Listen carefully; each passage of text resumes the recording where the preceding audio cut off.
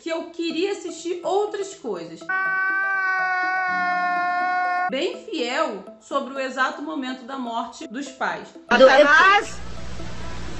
Ele não tem essa característica, e eu digo mais, eu acho que ainda existe um ponto pelo qual o próprio pai do Daniel Cravinho teve algum envolvimento sobre isso. Da merda, vai da merda! Mas eu achei muito beabá, eu achei muito receitinha de bolo. No céu tem pão?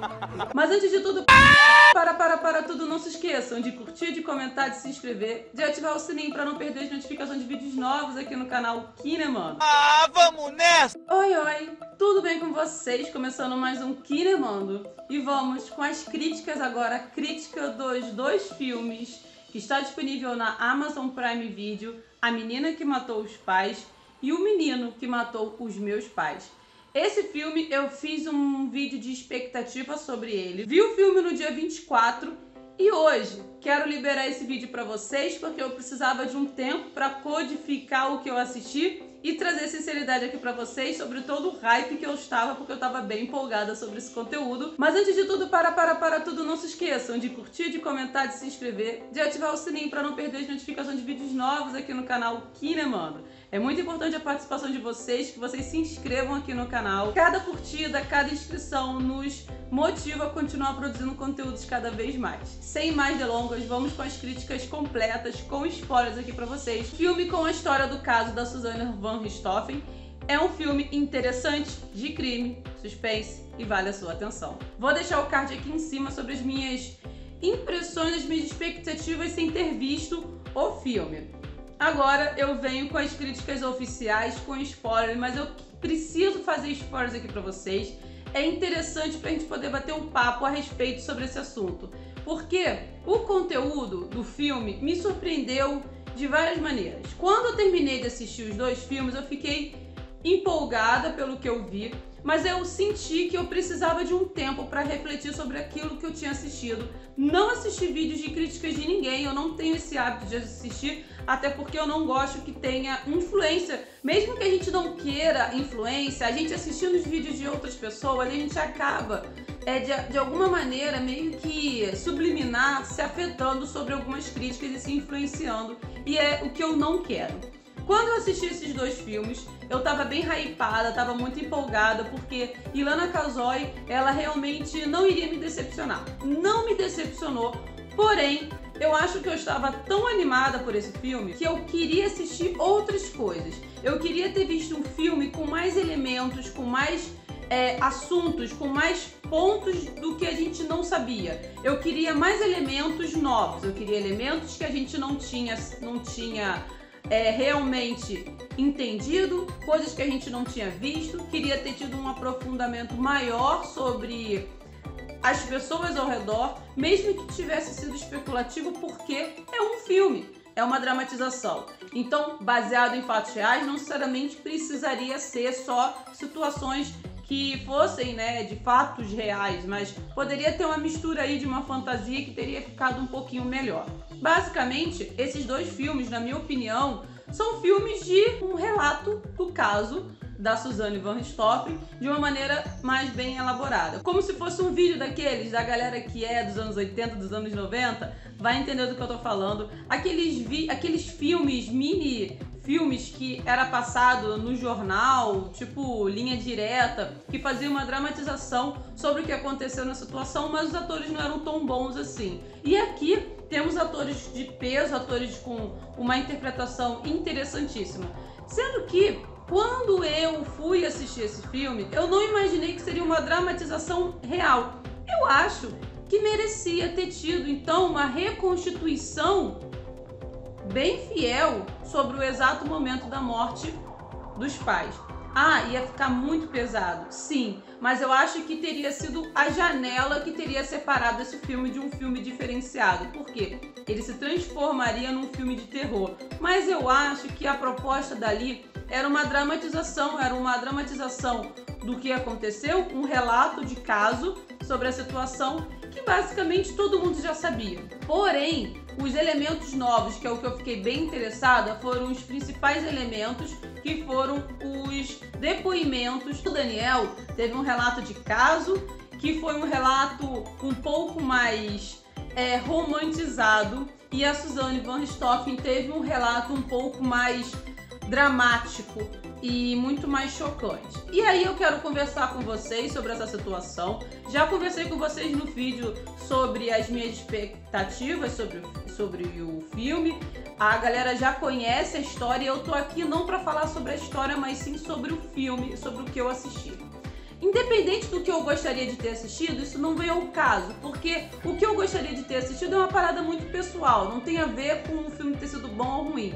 Eu realmente falo pra vocês, eu assisti um filme, um bom filme de crime, um bom filme de drama, e o suspense aí não é o fato da morte dos pais, porque todo mundo já sabia que isso iria acontecer, mas o suspense maior era o que cada um iria dizer, sobre o que o Daniel iria dizer e sobre o que a Suzanne van Richthofen iria dizer. Isso tudo deixou uns elementos que, na minha opinião, eu não fiquei do lado de ninguém, eu assisti de uma maneira muito neutra, eu não fiquei triste, não me emocionou, não me colocou também numa posição de justificativa do que aconteceu em nenhum dos lados, porque na minha opinião sincera, todos os relatos que aconteceram, tanto da Suzanne quanto do Daniel, foram mentirosos. E outro ponto também, existem mentiras muito grandes ali, porque a verdade mesmo, eu acredito que nenhum dos dois contaram, cada um pontuou a sua verdade de uma maneira mentirosa. Contudo, eu acho que existe uma verdade também, elementos verdadeiros, tanto pro lado do Daniel quanto pro lado da Suzanne van Richthofen. E esse foi o ponto interessante sobre esse filme. Eu comecei pelo filme A Menina que Matou os Pais, que foi a visão do relato do caso pela vista do Daniel Gravino. E depois que eu assisti o filme pela visão da Suzanne, que é O Menino que Matou os Meus Pais. Ilana Casoy, ela não estava ali para colocar ninguém como inocente. É uma situação complicada, porque o que mais me deixou chocada é que em ambos os casos, em ambas as visões, existe uma coerência e existem situações que você poderia identificar o que estava acontecendo ali de uma maneira muito fácil se você estivesse convivendo entre eles. E um outro ponto também que eu achei interessante é que em momento algum é retratado a Suzanne como uma pessoa com algum distúrbio mental. E quando eu comecei a assistir a visão do Daniel, eu não estava acreditando nele, mas em alguns pontos eu acreditei. Os pontos que eu acreditei é que eu acredito que a Suzanne realmente tenha tido algum abuso sexual em algum momento da vida dela. Não sei se foi com o pai, não sei se foi com algum outro parente, mas isso eu acho que deveria ter sido mais aprofundado sobre esse ponto. Eu acho que a questão do relato entre os dois foi muito bom. Deveria ter tido um filme com as contradições sendo julgadas, o julgamento como um todo. A Suzanne falando e o advogado, em contrapartida, ali tratando sobre essa situação, como é que foi esse julgamento mais aprofundado. Mas eles focaram mesmo na visão da história da vida dos dois e o que pode ter tido essa motivação que levou ao assassinato. Nada justificaria essa motivação a não ser um distúrbio mental de ambos os lados.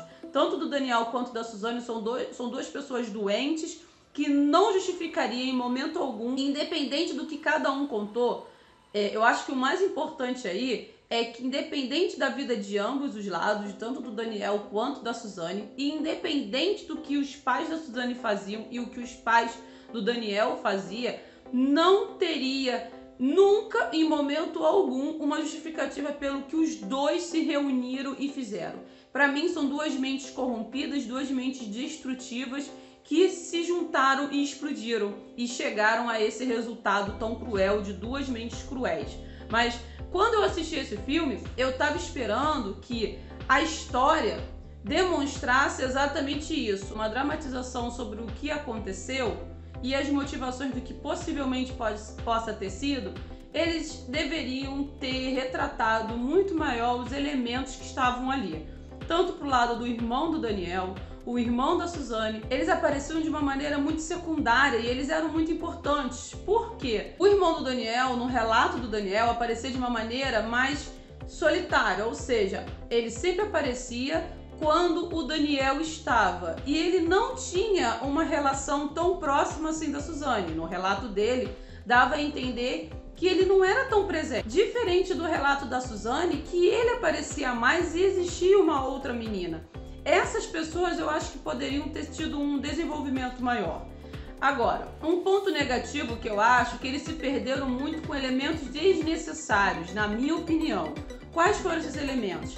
As cenas de extravasamento sexual que existia, tanto pelo relato do Daniel, entre a Suzane e ele, tanto pelo relato da Suzane, entre os dois. Eu acho que as cenas de sexo ficaram muito explícitas. Tiveram essa preocupação de colocar o sexo mais explícito no sentido de seios da Suzane aparecendo, os glúteos do Daniel aparecendo, mas eu acho que para um filme desse tipo, de um filme de crime, eu acho que a cena, a cereja do bolo, era realmente ter tido uma dramatização da morte dos pais de uma maneira muito mais explícita do que as cenas de sexo pelo que acontecia. Então, assim, eu acho que as cenas de sexo eram necessárias por conta do que acontecia, mas não tinha necessidade de algo tão exposto. Eu fiquei um pouco incomodada porque eu fiquei assim, é filme brasileiro, sempre tem isso. E o que eu queria ter visto era um filme brasileiro que não tinha clichê. Eu não queria ver um filme brasileiro com clichês brasileiros. Mas, vamos lá. Em relação a isso, na minha opinião, foi o que me incomodou, mas não significa que isso tenha prejudicado todo o filme, todo o contexto da dramatização do caso da Suzane van Richthofen. Vale lembrar também que em alguns pontos, eu acredito em algumas situações da Suzane, em algumas situações do Daniel, mas isso eu acredito que tem uma influência muito grande pela interpretação de ambos os atores. Agora, vamos chamar a atenção pela interpretação, dar ênfase ao que foi a atuação da Carla Dias, que estava realmente impecável. Eu acho que mesmo a Suzane sempre tendo toda uma interpretação e um desenvolvimento de personalidade, desenvolvimento de perfil psicológico, sociopata, manipuladora, corrompida, de corromper as pessoas ao redor e de manipular a mente dos outros, isso era sempre o que era muito focado. Eu acho que nem a própria Suzane van Richthofen conseguiria convencer tanto quanto a própria Carla Dias. Ela estava numa dramatização e numa expressividade tão perfeita que realmente você se choca com o relato do que aconteceu, principalmente pelo fato, quando ela conta que ela perdeu a virgindade, foi um relato que eu acreditei. Eu realmente senti que aquilo, se a Carla Dias usou os elementos que realmente foram falados pela Suzane van Richthofen, aquilo me convenceu que ela perdeu a virgindade de uma maneira muito ruim. Isso muito influenciado pela própria personalidade do Daniel, que ela coloca o Daniel como um grande manipulador dela. Obviamente que nada justificaria o resultado final. Ambos queriam aquilo, da mesma maneira. Agora, você vê uma construção de relacionamento destrutivo, acredito que tenha elementos do Daniel verdadeiros e elementos da Suzane também, mas é uma mistura de verdades com mentira que sinceramente não dá para acreditar em nenhum dos lados. A cena que coloca tanto a relação dela com o Daniel, em questão dele ser possessivo e mexer com a questão da relação dela com os pais, é um pouco a nos convencer, porém eu não sei se isso tem influência muito grande pela própria interpretação da Carla Dias do que pelo próprio julgamento verdadeiro. Realmente não é um filme que eu falo pra vocês, eu vim muito hypada em assistir esses dois filmes. Eu tô tentando lembrar aqui de coisas que eu gostaria de falar com vocês, eu acho que eu lembrei dos pontos mais importantes, dos relatos dos dois. Eu não queria ter assistido uma dramatização do caso, do que chegou até a morte. Eu acho que eu queria ter visto muito mais quem era a Suzane e quem era o Daniel. Eu acho que ambos os relatos ficaram muito repetitivos, obviamente. A visão entre os dois se separavam em alguns pontos e havia uma mudança de perspectiva, que você via que não tinha um respaldo de correlacionar o que um falava com o outro, a não ser que eu percebi que no relato do Daniel ele sempre puxava a sardinha emocionalmente para ele e a Suzane puxava a sardinha emocionalmente para ela. Mas em alguns momentos eu acreditava um pouco mais na Suzane do que no próprio Daniel, infelizmente. os relatos do Daniel, eu acho muito difícil acreditar que ele ficou um mês sozinho com a Suzane na Europa e ele não teve relacionamento com ninguém, que ele foi em festas que o irmão dele chamava ele e ele não ficava com ninguém. Ele não tem essa característica. E eu digo mais, eu acho que ainda existe um ponto pelo qual o próprio pai do Daniel Cravinho teve algum envolvimento sobre isso, de uma maneira não direta, mas ele sabia exatamente o que o Daniel e o irmão iriam fazer e ele meio que fingia que não sabia, sabe? A mãe não, a mãe meio que não tinha noção alguma, mas o pai eu acho que tinha. Agora, a Suzane, contando sobre a questão do relacionamento com o Daniel, eu acreditava, esse relacionamento tóxico. Eu acreditei um pouco no fato da questão da perda dela, da virgindade. Agora, os dois pontos que eu não engoli é que era ele que apresentou a maconha para ela. Sinceramente, eu acredito muito mais no fato que ela vinha com as drogas. A facilidade de realmente conseguir as drogas era muito mais fácil que a Suzane, de um local de classe média alta, conseguiria, sabe? Tem um outro ponto também que eu quero falar com vocês, eu acho que o vídeo tá ficando grande, mas vamos lá. Eu quero falar com vocês também que na época que eu assistia toda essa situação do caso da Suzane von Richthofen, eu lembro muito bem que a casa dos von Richthofen, né, eu acho que é assim, né, que se pronuncia, era muito vazia. Eu lembro deles mostrarem como é que era a conformação da casa do casal, que era uma cama com 2 criados mudos das laterais e o armário só. A cama da Suzane era uma cama única com uma mesinha do lado. Ela não tinha grandes decorações na casa dela. Eu até falei assim, gente, uma família tão rica, mas sem grandes decorações naquela casa. E diferente disso, no filme eles retratam uma casa muito decorada, uma casa muito preenchida de plantas, de vida, de arte, mas ao mesmo tempo, quando eu lembro vagamente de quando eles faziam essas reconstituições sobre a situação da Suzane von Richthofen, que eles mostravam como é que era a casa por dentro, não tinha toda essa beleza. Era uma casa grande, bem estruturada, bem construída, confortável, mas não era uma casa que parecia ter preenchimento de vida, preenchimento de personalidade ali, sabe? Parecia que eram poucos elementos, uma cama, um armário, uma cômoda. Algo assim.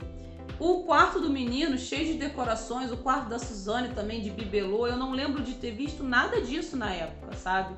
Então isso que eu lembro também, e passar aqui pra vocês, esse relato do que na época eu vi. Outro ponto também que eu acho que vale ressaltar é a parte que o Daniel diz que o pai dela tinha um caso com outras mulheres e que a Suzane viu, que a Suzane corria atrás para ver e que a mãe tinha um caso com uma outra mulher.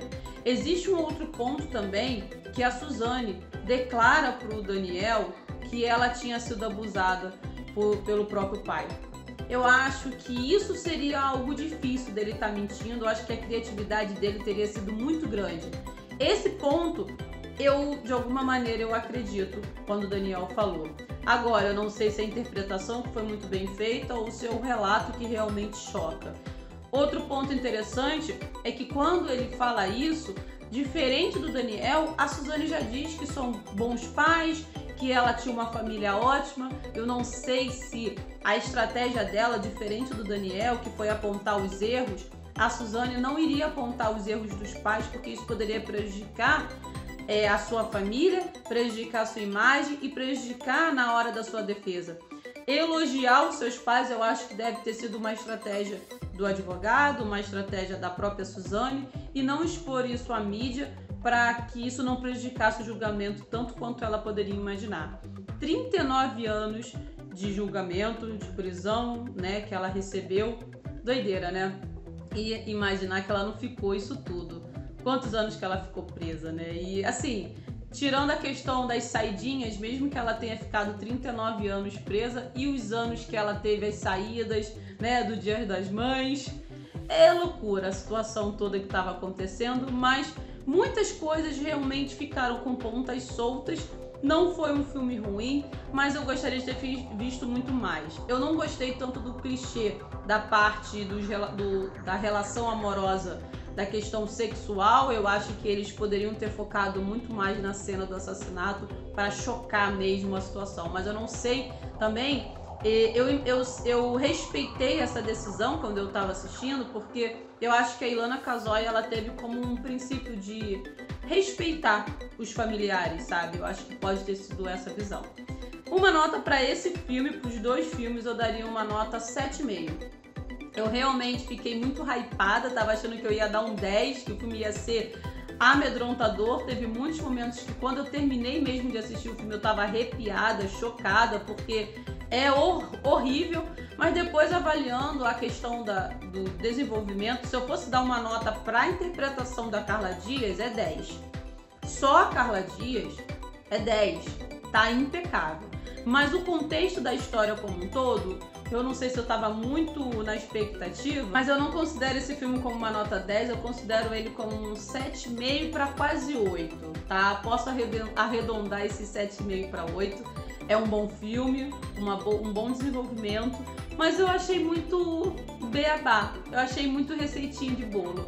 Eu queria ter me surpreendido, eu queria ter me chocado mais, sabe? Eles tinham uns elementos ali que poderiam ter chocado, mas eu não sei se o que eles queriam, a proposta que eles queriam era outra, e eu tava com uma visão diferente do que realmente eles queriam demonstrar ali. Mas o filme é bom, dá medo, dá um choque muito grande e uma agonia quando o relato é desenvolvido, sabe? Porque mesmo você sabendo o resultado final, você fica naquela situação, como é que isso vai chegar até os finalmente. Galera, nota 8, então, vou arredondar para um 8 aqui. A Menina que Matou os Pais, O Menino que Matou Meus Pais, está disponível na Amazon Prime Video. Foi lançado dia 24 de setembro e vale a sua atenção. Um beijo a cada um de vocês. Não se esqueça de curtir, de comentar, de se inscrever e de ativar o sininho para não perder as notificações de vídeos novos aqui no canal Kinemundo. Um beijo a cada um de vocês e até a próxima, pessoal!